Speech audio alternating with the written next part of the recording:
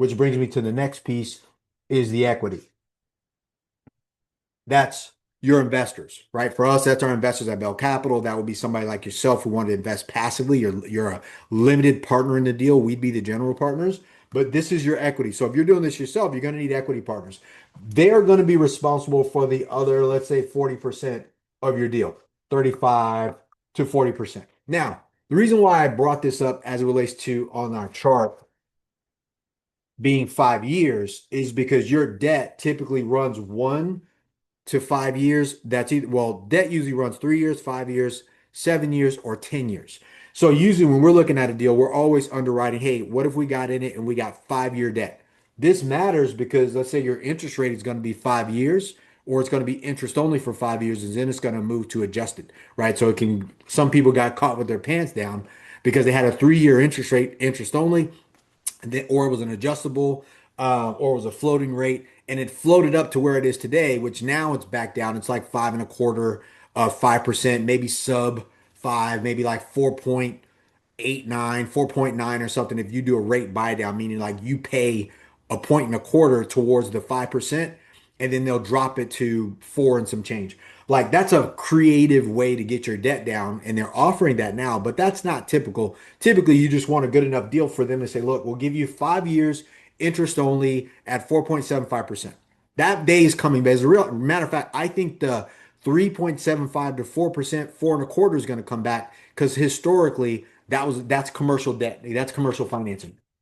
Anyways, I bring that up to say this is important because you know if you have a 5 year timeline to get the rents to continue to increase, and you know you're going to be able to do that, you're now going to go back to the lender and say, look, I want to take a look at my financing and I'm thinking about refining, which is our strategy. Go back to our lender and refinance. Say, hey guys, look, we've raised it, we've increased the income of the property. The new value is now 86 million, not 50 million.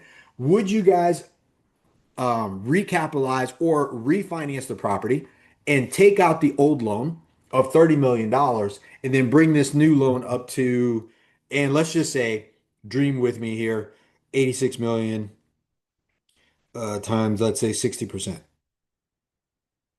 And give me a new loan for 51 million, right? So that, and so they would take out the 30 minus 30 million. We're just using round math. That would leave $21 million left over, which would get distributed back to our investors.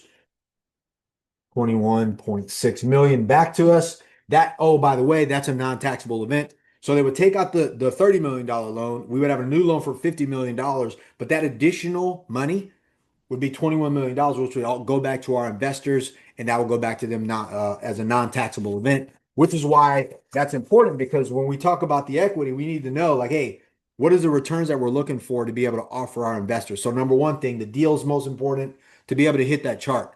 5 years. This is that we know there's a giant discrepancy. The more we were able to increase the income and the rents on the property, the more the value of the property is going to grow exponentially. And then we go back to our debt partners, our number one partner in the deal, and go, look, you guys gave us 60% on a loan. Would you guys do another 60% on the loan because we've done a good job? We've increased the value of the property based on the income. And would you allow us to get some of that money back out, which now we're getting advance on the equity or advance on the cash flow we got. And then I would take that back, or you would take that back, give that back to your investors, and you would replenish a portion of their 35, 40%. And in that situation, let's say we did this whole $50 million deal. We would have borrowed what, $20 million on the deal. They would have got all of that money back, zero taxes. And I think there was like $1 million left over, which me and my partners would have carved up because I don't make money unless I make you guys money. But that's how this deal would work.